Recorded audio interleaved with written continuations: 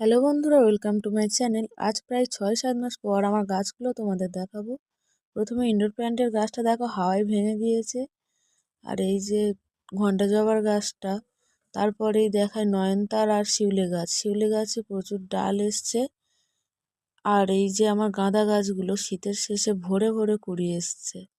আর এই যে টমেটো গাছটা, এতেও ফুল চলে এসছে। এটা আমি রাস্তা থেকে তুলে এনে বসিয়েছি। আর এই যে আমার লাউ গাছটা আমি পুকুরের পাশ থেকে তুলে এনে বসিয়েছিলাম, দেখো কতটা নিচে চলে গেছে। আর এই কুমড়ো গাছটা দেখো, এটা এখন ছোট আছে।